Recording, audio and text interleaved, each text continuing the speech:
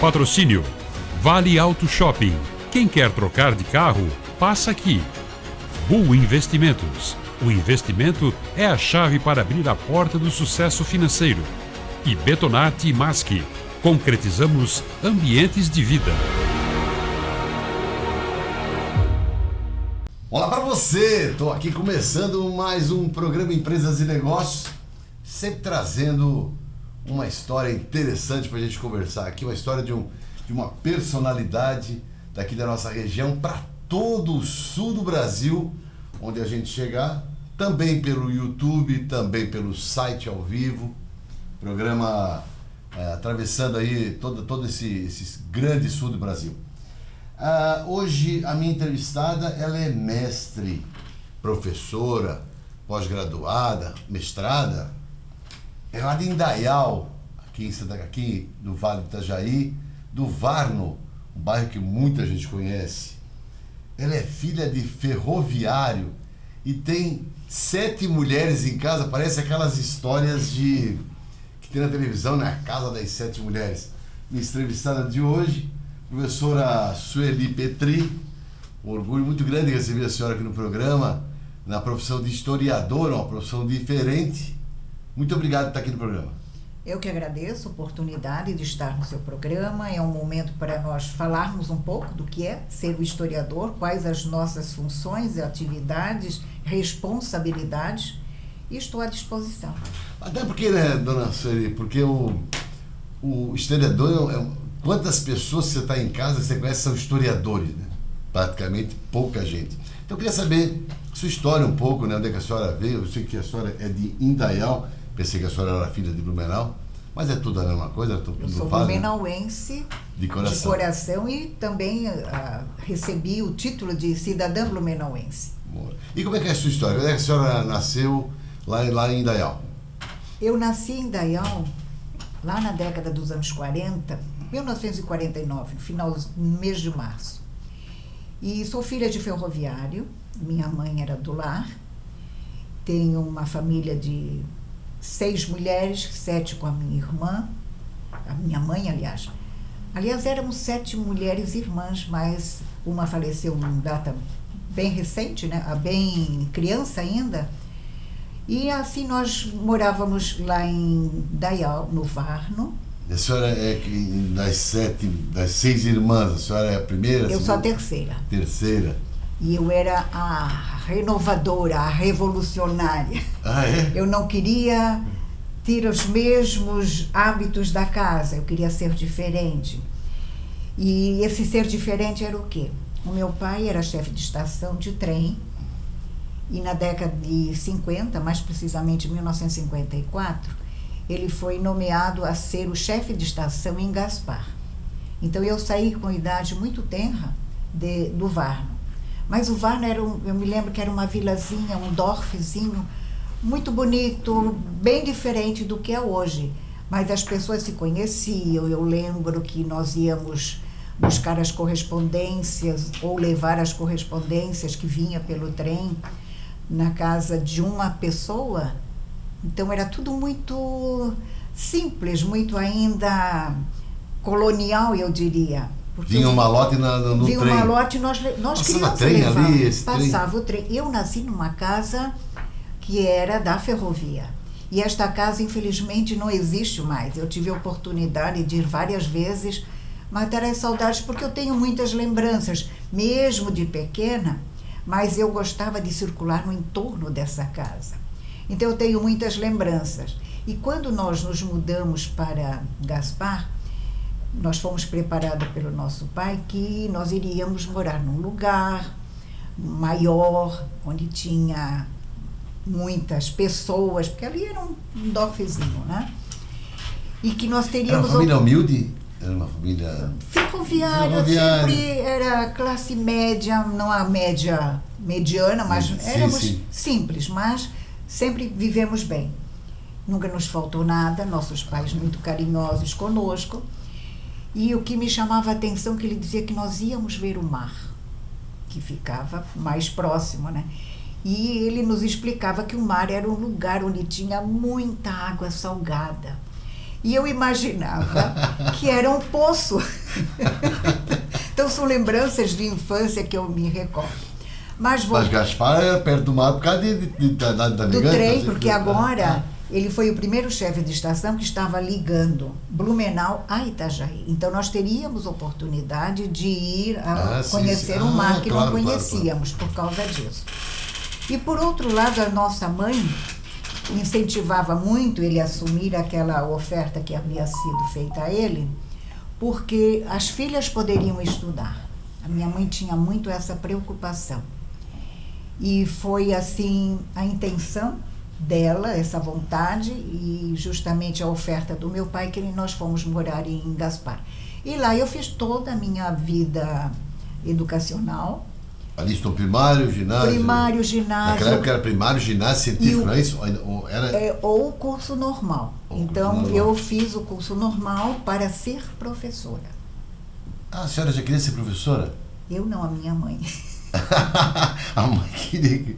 Pois é, mas com 6 filhas, né? Cada uma deveria, no seu olhar, ter uma profissão. E como eu era mais a desenvolta da casa, então era professora.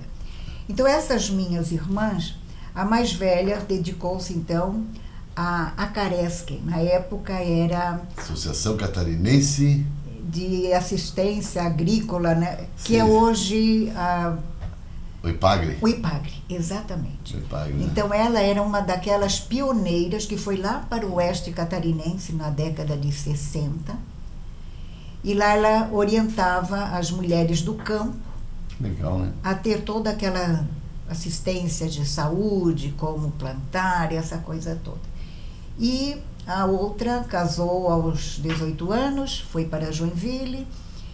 E eu fiquei em casa. Já foi indo um monte, ficando... cada um foi ganhando os seus espaços. Mas quando eu era assim menor, o meu pai assinava muito a revista Veja. Aliás, na época não era Veja, era a revista Manchete e a Cruzeiro. E eu adorava ler. Mas quem não gostava, né? Então lá eu me imaginava em muitas situações que eu via.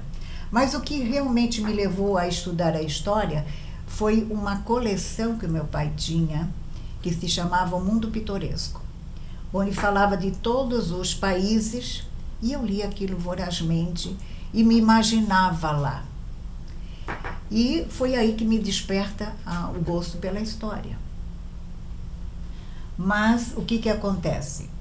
Nesse meio tempo, com o fechamento da ferrovia, em 1971, nosso pai foi... Por que fechou a ferrovia, a senhora lembra? Por questões políticas, considerava-se agora ela antieconômica, estávamos vivenciando a época da indústria automobilística, as ruas sendo agora com a novidade do asfalto. Sim, mas assim, uma coisa ruim, né? Porque a ferrovia... Ela criou uma crise econômica, social, principalmente dos ferroviários, muito grande. Quantas famílias sofreram porque tiveram que se desmontar. Inclusive a de vocês? A nossa também. Nós morávamos numa boa casa, construída pelos meus pais, inicialmente na casa da própria ferrovia. E estávamos bem estabelecidos, todas estudando ou já trabalhando, cada um com as suas vivências. E, de repente, tudo se desfaz. Eu estava trabalhando em Blumenau, numa corretora de valores, JC de Mesquita, que era uma filial de Curitiba. Corretora de valores, eu fazia... letras de câmbio, Crescinco, eram notas promissórias. Foi uma experiência muito boa que eu vivenciei. Foi seu primeiro trabalho, não? Foi meu primeiro trabalho.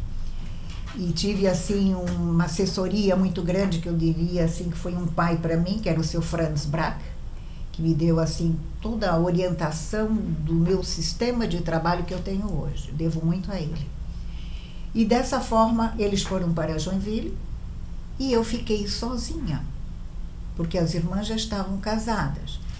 E não queria foram todos para Joinville. Para construir um novo caminho? Para trabalhar na ferrovia. Ah, porque continuava lá. Continuava lá, ele foi transferido. Que sorte, né?